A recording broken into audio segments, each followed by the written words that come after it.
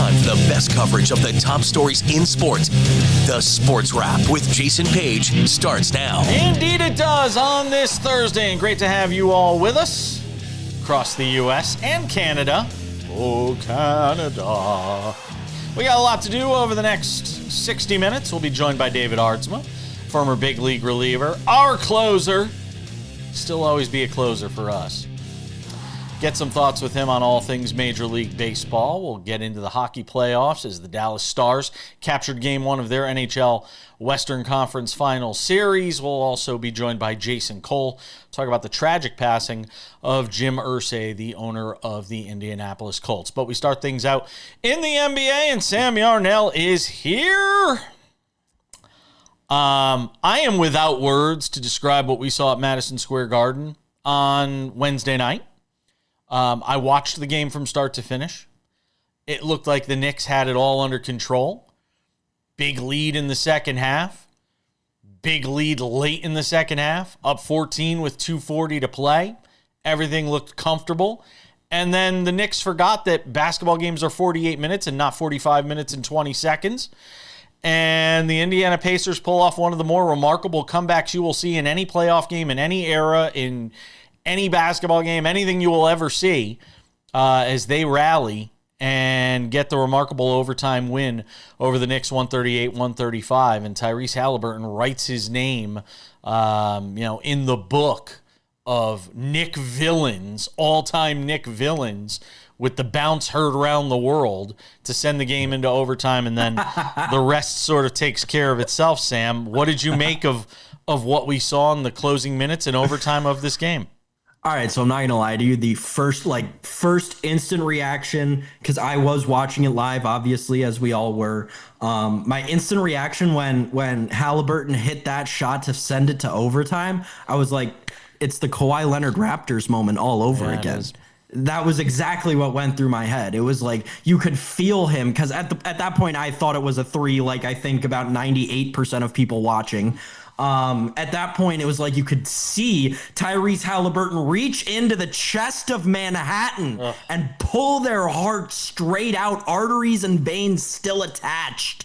Kali Mal, it was like incredible Indiana Jones. Yeah. But Jason, from a Knicks perspective, as like the week I decide that the Knicks are going to be my team in the playoffs and I'm going to root for them on the way to the NBA Finals, Jalen Brunson, the clutch player of the year, has what is probably his least clutch performance all season long. I mean, down the stretch in that last 3 minutes, Jason, he was downright bad.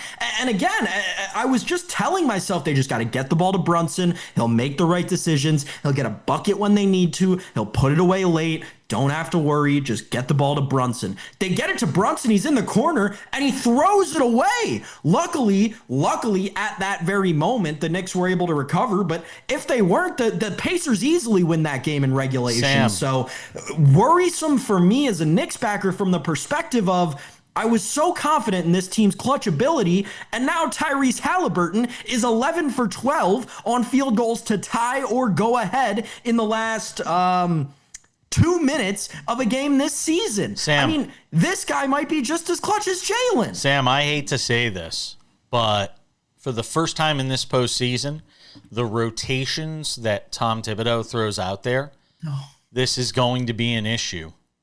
The Pacers like to play up-tempo, and the Knicks cannot play that style for 7 games or 6 games or however long this series goes, for 48 minutes a game, playing guys. And I know he got Brunson a little more rest in the third quarter of this game when the Knicks went on a run and Brunson was in some foul trouble and on the bench for a while. The Knicks went on like a 12-0 run. The Knicks cannot play 7 guys for all these minutes and think they're going to be able to win this series. And the fact of the matter is, Tom Thibodeau is not going to change the way he's coaching. And I hate to agree with the guys from inside the NBA who also said this last night.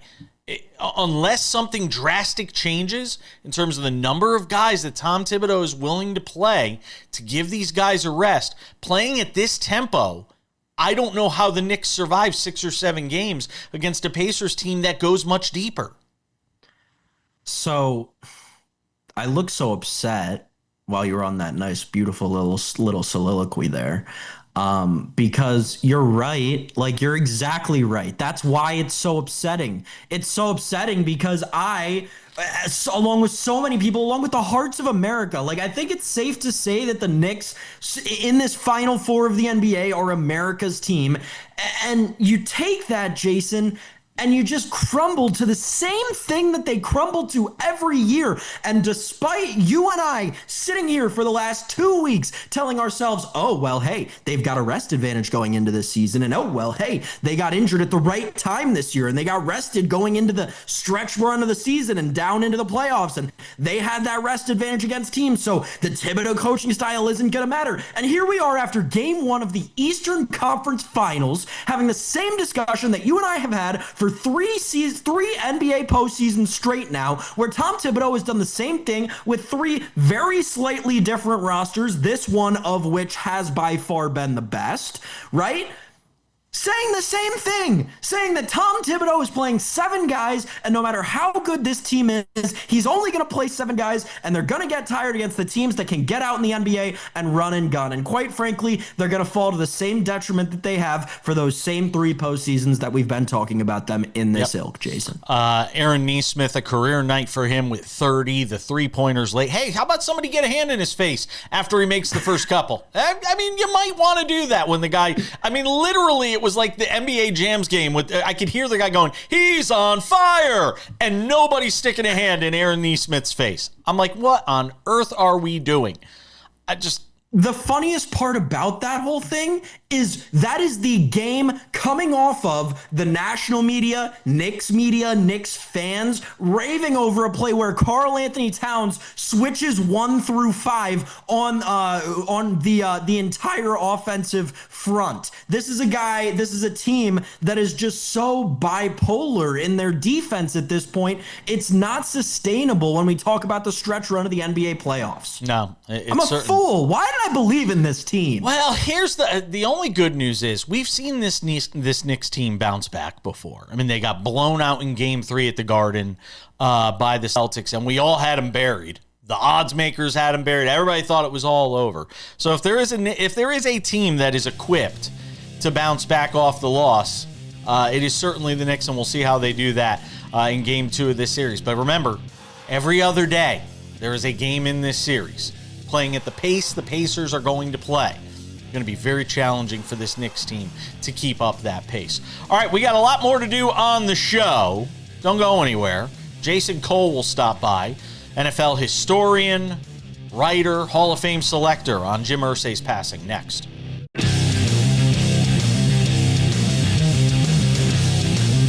Welcome back to the show. We were all shocked to learn of the passing of longtime Colts owner and CEO Jim Irsay on Wednesday night. As soon as I heard the news, I thought of this guy. I said, we got to get Jason Cole on the show. An NFL historian, a Hall of Fame selector, somebody who's been around the game a long time, and gives us a few minutes on the show. I mean, look, you've been around the sport as long as anybody. You know all the players, and by players, I mean people involved with the sport, not actual players. I'm sure you've had plenty of interactions around a guy like Jim Irsay over the course of your long tenure covering the sport. What was your initial reaction when you heard of his passing? Because we know he had some health issues over the last couple of years and wasn't in the spotlight as much. He wasn't at these owner meetings that took place in Minneapolis. So what was your initial reaction when you heard of his passing? Sadness, because he's a really good human being. I wouldn't say that surprise is one of them, although I would have, like if you had told me he had died of a drug overdose, that would have been sad, not surprising. The fact that his health failed is a tad surprising, even at 65, because he generally kept himself in pretty good shape physically. Obviously, you don't have to go very far in a Google search to find, out about his enemies, and his addiction issues. I'm not breaking any ground here. But he did try to clean himself up quite a bit over the last, 15 years. Sometimes struggled, sometimes was effective with it. was in good physical shape for a while. Then his body started to fall apart again. He had some really severe back problems and was in a lot of pain, which is why he stepped away from the day-to-day operations. But I would just say, just a sadness about it, because he's really a good human being, despite his problems. He's the kind of guy that you could approach and talk to and ask questions, and he wasn't afraid of the media. What is his legacy when you think about this Colts organization and his tenure, as the owner? Is it the Super Bowls? I mean, what is ultimately his legacy, especially even within that city? I think he reversed the image problem that the Colts had coming out of his father's ownership, which was, was tumultuous. Like, his father was the one who moved him out of Baltimore. His father was the one who made the Eric Dickerson trade and fired people and hired people and had, substance abuse issues of his own. His dad was a notorious drunk.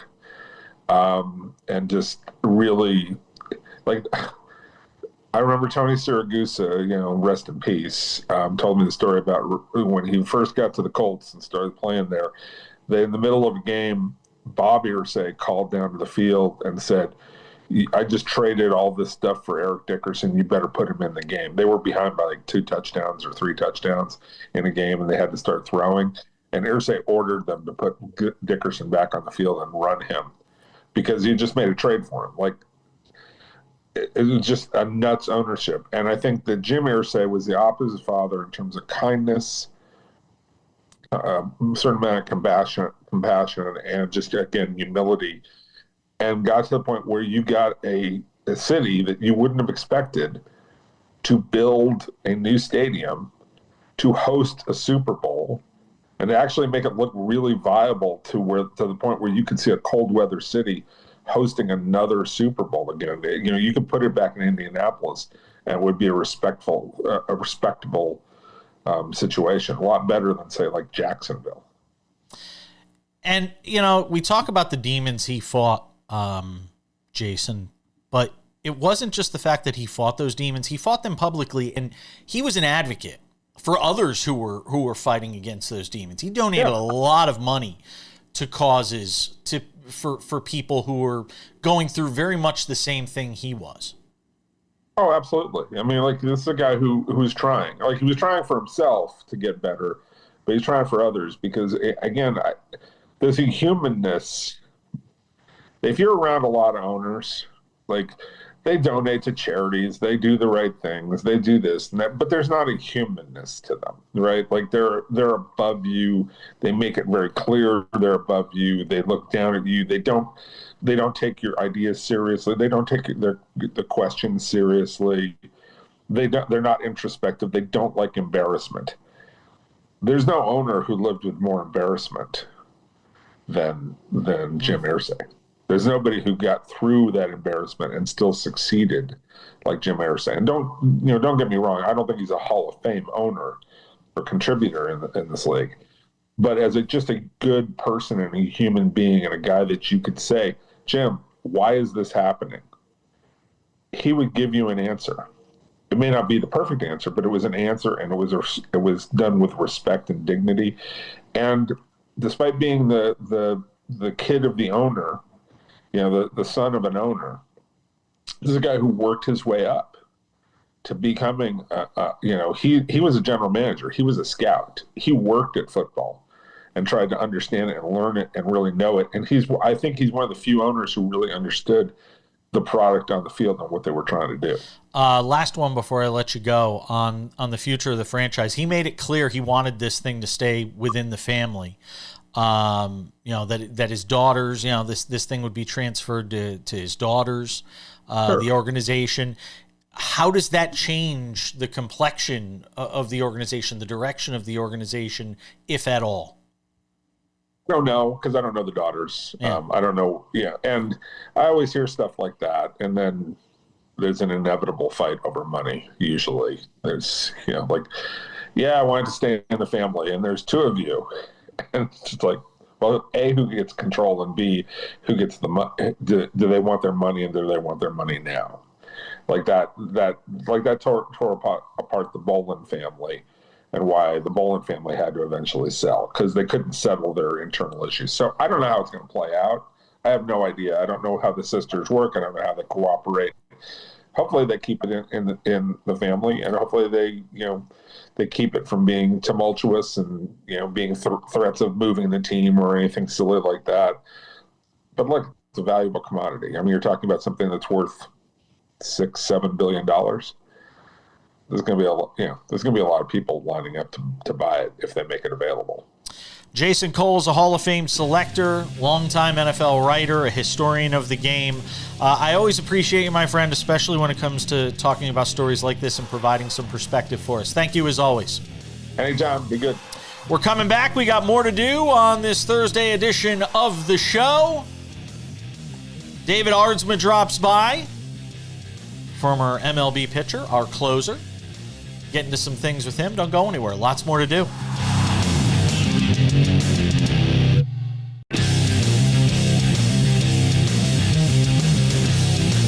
Thanks for being with us on this Thursday edition of Sports Wrap, and if it is a Thursday, it can only mean one thing. We're talking Major League Baseball with this guy, David Aardsma, former big league reliever, Sirius XM MLB radio host. No Sam. My light's like tweaking out on me. Your light is tweaking out? Yeah, I feel like I'm still back in You Vegas. feel like you're still at, what is it, EDM? Is that what it's called? EDC. EDC? I don't know. I'm not cool You were enough. there. I live in Vegas and I didn't go. I know. I was it's funny. Where I live, I got to tell this story now. Where I live, there's a woman in the complex that we live in who put a thing out in the community posting where we live, and she's like, if anybody's still recovering from EDC, I have this stuff that you can take and it'll make you feel better and recover quicker. And I'm like, oh jeez. I was like, it was that kind of thing, huh? I was like, wow, what was David up to for 2 nights? Or did he sleep at all for 2 days at EDC? I don't know. I got 1 night of sleep. Okay. 1 night of sleep. Fair enough.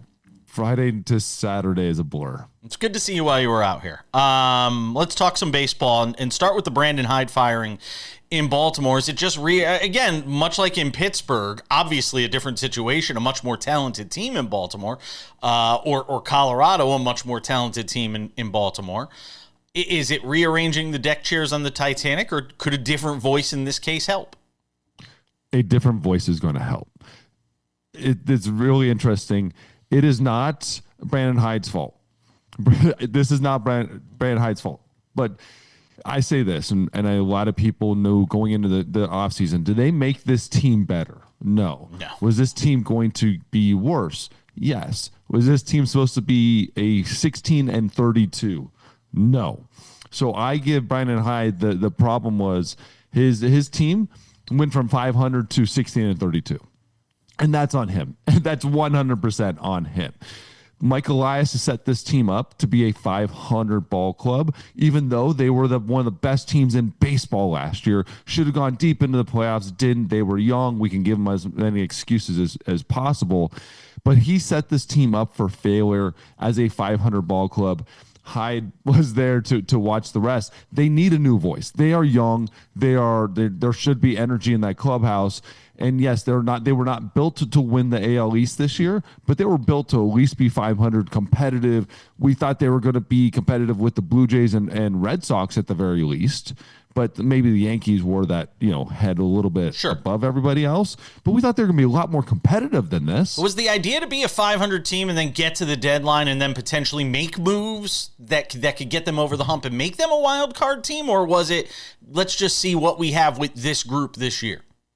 At this point, who knows? Yeah. They've got so many prospects. We've all been sitting here watching with our hands and saying, yeah, where's Kobe Mayo? Where's Kobe Mayo? I still haven't seen Kobe Mayo. Yeah, I don't know. He's got so many prospects, so many players that they're all sitting there biding their time, waiting, playing great baseball in the minors, that it would make sense if he waited a little bit and be 500. But in the AL East, the beast of the East, you don't want to be sitting back too long, especially with some of the moves the Red Sox made later in the offseason. You know there's going to be great teams. You know your right fielder who hit, 40-some home runs, goes to Toronto, so you have to assume that team's going to get better. You can't just sit back in the AL East and expect to be around by the deadline. That's not the division to do that, and it seems like he is. Are the Tigers right now is the best team in Major League Baseball? Is this sustainable? What we've seen of them through the first 45 games, whatever it is here, at this point in the season. I watched them yesterday against the Cardinals, and I mean, they just nickel and dimed them to death late in that game. They're getting starting pitching now. It's no longer this sort of, hey, starter by committee and just kind of get through a few innings and then go to the bullpen. What do you see when you see Detroit? Is this a World Series contender right now? World Series contender? I mean, why not? Hey, power rankings have them as number one. Okay. They're a good team. They're playing great baseball. They're top 5 ERA, top 5 OPS. Are you saying they're like the Cleveland Cavaliers, that they're built well for the regular season and not the playoffs? I mean, I don't know. I mean, they got a guy in Skubal. Well. You're going to have to face Skubal at least 2 or 3 times in a postseason, in a 7-game series. I mean, who is just being Terry Skubal again? And it's a great baseball team. It's fun. It's an incredible story. If I'm sitting back and I'm one of the top teams in baseball, am I necessarily scared to play Detroit? No, by no means. But they're playing with everybody, and I guess that's what matters. And when you're going through a season, 162, and you can beat everybody, you win every series, you're 2 out of 3, that ends up being an incredible team and an incredible season. Now, do I sit back and think, God, I'm really scared of this roster in a best of 7? No. Do I want to play them? No. Because you never know what's going to happen. This is the standard AL Central type of team with the Guardians they've had for years. Back when they were the Indians too, they are going to play tough baseball. But when I'm facing this lineup, I'm not scared of a whole lot of guys. I'm scared of them collectively and playing incredible baseball together. That's what it looks like. It's not that one guy in that lineup. I'm like, I cannot face this guy. It's everybody. Yeah, Dylan Dingler's been a nice little surprise for them at the bottom of the order. Javier lineup. Baez. Yeah. Javi Baez. I will own this. Been stunning. I will own it. We all have to own it. We all thought he was done. He's not missing the ball. He's not swinging at those balls out of the plate, out of the zone. I've never seen this from him. I remember facing him in the minors, in the big leagues, and you just look at it and go, all right, slider in the dirt. I'm going to throw 7 in a row. He's going to swing at 3 of them. Is it as simple as just being? Could it be as simple as he's just healthy? No. Because the bat to ball stuff is a different. The bat to ball, the out of the zone swing, the walking. That's a new concept for him that he's never had before. What it shows me though is somebody over time got to him and he changed. He has changed up here, and he's always had some of the best pure raw stuff in baseball, if you want to call that, like if you can call that from a hitter, raw stuff. It's just he was swinging like a wild man, and you just know when he did make contact it was going to hurt. Now he's actually making contact and then not swinging at those pitches that you got him to swing at his entire career, and now suddenly he's stopped. I give him credit. He has changed. He has worked it. He has changed, and let's see if it continues for a full season. Yeah, and look, I mean, the Minnesota Twins are 5 back in that division. The Twins have won 8 of 10, and they've barely made up any ground on the Tigers. And look, the Royals are still hanging around in that division. I mean, it's funny. We all thought the AL East was going to be the class of the American League. It's really been the AL Central outside of the White Sox. Everybody in that AL Central. A lot of parity up and down in the American League right now. We're coming back. More to do with David Aardsma on the other side. A lot more baseball on SportsWrap.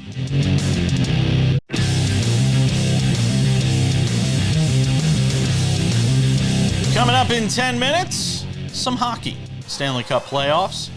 Dallas, a barrage of goals in the third period to defeat the Edmonton Oilers in Game 1 of the Western Conference Finals on Wednesday night. But we continue the baseball conversation right now with David Aardsma, former big league reliever, our closer, hanging out with us. Why did Jared Jones wait so long to decide to have surgery? It's a tough choice. It's a very tough choice because when they went in to take the initial MRI, it wasn't fully torn. And that's the problem. That's hard. It's a tough decision. I did the same exact thing before I got my Tommy John. It went in. It wasn't fully torn. Wasn't fully, it didn't pop, and he wasn't pitching. And there's a giant pop, and you just know walking off. It tore a little bit, and it's tough when you're sitting there with the doctor and the team doctors, and they say, "Man, there's guys that pitch like this." And that's what you hear. There's pitchers that pitch with exactly what you have and are incredibly successful. I throw 100 miles an hour and can get everybody out. You'd never know. And surgery, no matter who it is, it's not 100%. Recovery's been a lot better than ever, but it's not 100%. So what they tell you is, do you want to take that chance right now, or do you want to wait and see in 2 months how it feels? And he said, let's wait. It was obviously, I believe, spring training when he first suffered it and had the strain in the elbow. And eventually when he started playing catch, he got up to 100 feet and he felt the same exact feeling. And when you feel that again, then it's time, because then it starts pulling back. It's a little bit more. And I believe he had the surgery with Dr. Meister on Wednesday. It's the waiting game. I did the same thing. I went through rehab games. I went through trying to throw bullpens, and my last bullpen, the balls couldn't even get to home plate. And I said, I'm done. Let's talk about a couple of other pitching situations. Jordan Hicks being demoted. Give me a sense for a pitcher to go through something like that. The expectations for a guy like Jordan Hicks. A Giants team that has played pretty well here in the early going. There's been some ups and downs, but, some exciting baseball out there in the Bay Area. And you don't get to be a part of it because you're struggling and maybe even holding back the team. From the mental standpoint, let alone the physical, what Jordan Hicks is going through right now. You said it exactly. You feel like you're holding the team back. You actually feel like you're the reason they didn't win 5 more baseball games, and you're struggling. Again, it's been a big, long road for him, and what they've gone and changed and everything. He went from, incredible reliever to trying to be a starter, and it just hasn't been working the way he was throwing before. But it's a lot of the mental struggle is you're letting your team down. Yes, you don't want to be doing bad, but baseball's been built around, and it's such a culture, especially coming through the Cardinals, it is a team. It's team. And so you feel like you're letting your teammates down, and that's the last thing you want. And that's where he's probably really struggling with it, and he doesn't have answers because you're trying something new. You're going to you're going back to the bullpen. This is something that you're trying to figure out, and you don't know the answers. That's the hard part. You're just kind of grasping in the air for what's happening. And right now, data's not figuring it out. There's other factors you just don't know. So get him back to where he feels comfortable. To him, I'm never a big fan of taking bullpen guys to starters.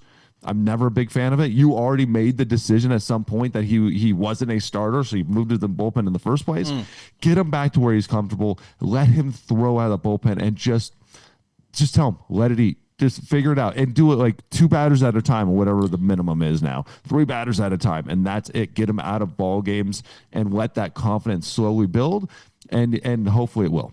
What do you make of Juan Soto? This whole thing of, there's these examples that are out there of him not hustling, not gunning it out of the box. That combined with a mediocre start, sort of meandering through the first, quarter or so of the season. We were talking about it yesterday on the show. The guys we had on were saying, he's going to be fine at the end of the year. The numbers will still be there. Is there anything that sort of flashes red warning lights to you, or do you just think this is part of the adaptation of Juan Soto to this Mets locker room and this Mets team? When you watch, I want to ask you a question. When you watch the hustle videos, do you think he's really not hustling? Do you think that's the bad example that we would show of not hustling? I mean, the play out of New York where, he hits a shot up the middle and isn't gunning it out of the box and then sees the ball get bobbled and then he starts running hard. I mean, sort of hot dogging it out of the box at Fenway and it goes halfway up the Green Monster. Look, do I think he's not playing hard? No, but when you combine it with everything else that's going on right now, it's creating a narrative, fairly or unfairly. And these things can snowball quickly, especially in a market like New York. You said it. That's it. Perfect. It's the snowball. It's the New York. But I want you to say it, not me. I wanted to hear it because this is exactly what's happening. He's not playing great baseball. He's trying to get the swagger back. When you pop that ball and you're like, I got it. I got this Soto swagger, and it doesn't go out.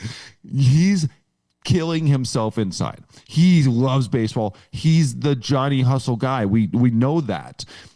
And so, yes, the ball up the middle, he got out of the box. It wasn't like he was walking out of the box. He got out of the box, and then he really gave it, and then he knew he was out. He was going to be out no matter what. He's trying to get the swagger back, trying to get the feel back. The Mets are playing great baseball, 30-20, playing incredible baseball. They haven't needed him.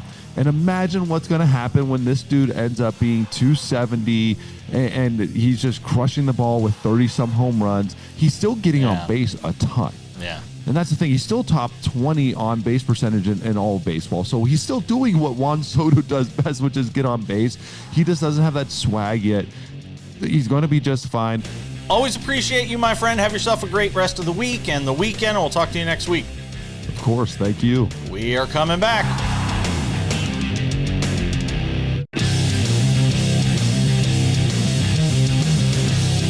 Coming up in 10 minutes, we wrap it up with some odds and ends. Sam Yarnell, some NHL.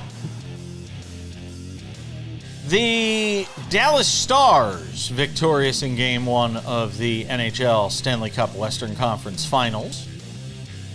A 5-goal third period en route to a 6-3 win on Wednesday night. Boy, that kid, to borrow a phrase from Ron Burgundy, that escalated quickly. That really got out of hand. 5 goals in the third period. And Dallas gets the win in Game 1. This was quite the game because if you watched just the first 2 periods and then you turned it off, well, you blew it. Yep. That's me. But also, and I sent this tweet out. I sent this tweet out last night, Jason. It was like 6 minutes into the third period, or maybe not 6 minutes into the third period. Maybe it was like 7 or 8 minutes into the third period. But there was a 6-minute stretch of time, of game time, where it just felt like the Oilers season was unraveling in front of them. It was like penalty, power play goal, penalty, power play goal, penalty, power play goal, 3 in a row in, I'm not kidding. You can go look at the game log. It's like a 6-minute stretch where it's 3 penalties and 3 concurrent power play goals. It was like the Oilers just lost all hope in the dressing room in the second intermission. I have no idea what happened. And Jason, to the point of the great Dennis Bernstein, who we have on the show very frequently, Stuart Skinner is, well, I'll use different words than Dennis does, but he's maybe the most interesting goalie in these NHL playoffs. A note from my friend Curtis Hirsch. He tweeted this out last night. In 6 playoff games, Stuart Skinner does not have a single game with a save percentage between .835 and .999. So he is either incredibly good and pitching a shutout or one of the worst goalies in the National Hockey League, and it's not particularly close. Definitely the worst in the NHL playoffs. Last night, you obviously got the worst version of that, and quite frankly, again, if that's what the Oilers are going to have to deal with down this stretch run in these Western Conference Finals, it's the end. It feels like it's the end of their season. Miro Heiskanen last night, 27 shifts, 24 minutes of ice time, a goal and an assist. Yeoman's work from that dude, including the big one early in the third period to get that to 3-2. You know, at a point where, again, you know, on the power play, they're down in that game, really not getting anything going. Crowd's kind of dead.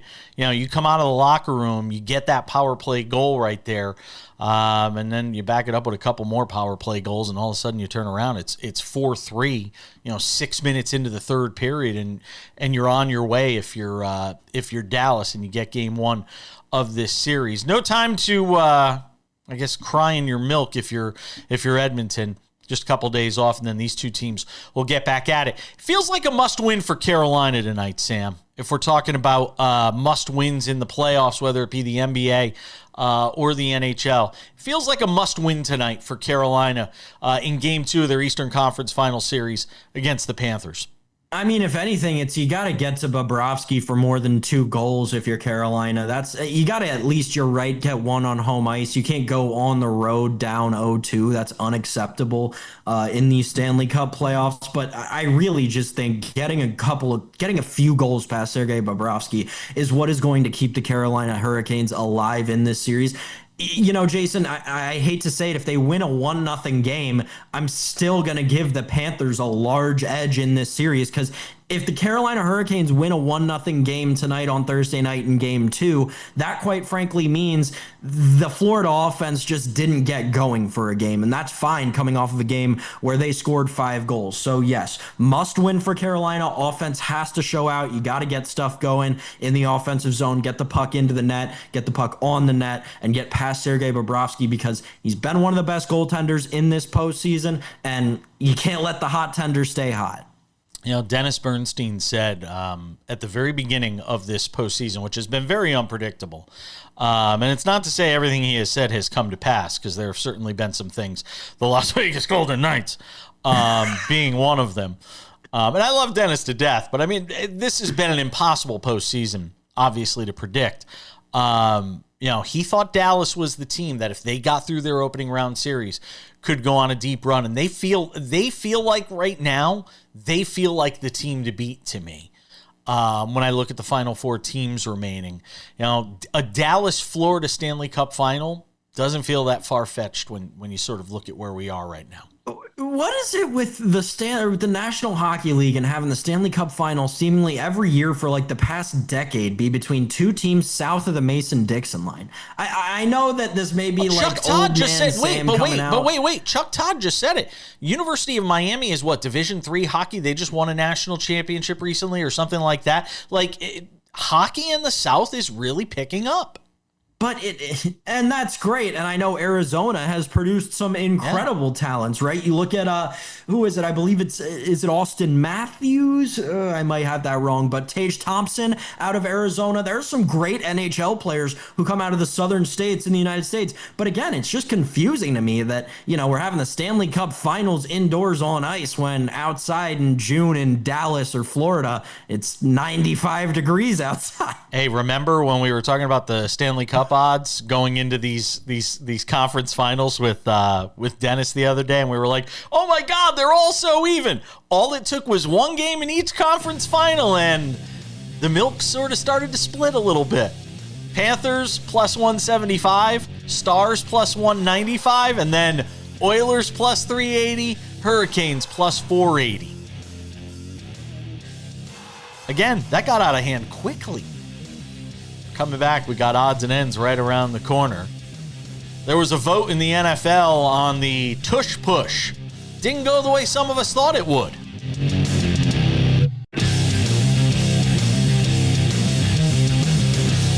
Just about time to put the wraps on this baby for a Thursday. Don't forget Friday's show. Robert Lital, Black Sports Online founder. Tino Patino, talking NASCAR. Coke 600. Coca-Cola 600.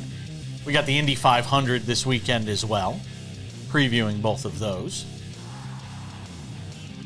A couple of reminders for you as we approach the end of this Thursday show. First of all, Sports Wrap with Jason Page, the podcast, available on all your favorite podcasting platforms. If you have not subscribed, what are you waiting for? Do it right now. Apple Podcasts, YouTube Podcasts, Spotify, iHeartRadio, TuneIn, Odyssey, Amazon, you name it, we're on all of them. Go and subscribe. You can listen to this show if you don't have the time to watch us on your way to work, airplane, the train, while you're in the shower, while you're in bed, on the treadmill, wherever you may be. Make sure to catch up with us and listen to the show. You can also watch the show on Spotify as well as on YouTube, our new YouTube channel, the Sports Wrap with Jason Page YouTube channel. Go and subscribe to that. We also have Sports Wrap Shorts there, where you can watch clips from the show, sometimes clips not from the show. Sports Wrap Shorts are clips sometimes from the show and sometimes clips from things that happen after the show's already been done. There's news breaking all the time. We are here to help talk about it when it does break. Sports Wrap shorts available on our Sports Wrap with Jason Page YouTube channel. Without any further delay, ladies and gentlemen, time for some odds and ends. There was other news from the NFL yesterday, and it was big news. The tush push will remain in the NFL, it looks like, for the 2025 season after owners, well, they voted to keep it. 22-10 was the vote as it related to banning the tush push. 22 saying yes, ban it. 10 saying no. They needed 2 more votes in order for the measure to pass. They did not get them. It was reportedly a rather contentious meeting amongst owners, with Jason Kelsey being involved. Jeffrey Lurie went on a rant. You had owners going back and forth. Terry Pagula was in there spouting off as well. And Sam Yarnell, looks like we have at least another year of the tush push. And if you're listening to us in the shower, as Jason Page alluded to, don't forget to wash that little space between your toes. People always forget to wash that, and it's disgusting. Make sure you wash that. All right, so the tush push. Yeah. I'm happy they did not ban the tush push for a couple of reasons. I hate the tush push. I speak about it every week on the show during football season, how I don't think it's fair play, how I don't think the NFL even understands why it's not a fair play, and that I think the people voting on it, quite frankly, wouldn't even be able to understand why it's not a fair play. All of that said, I'm very glad that they did not ban the tush push. The first reason is because they were looking to ban it again, or they've gotten the closest now to banning it as they have in the past few off seasons, the year after the Philadelphia Eagles won the Super Bowl.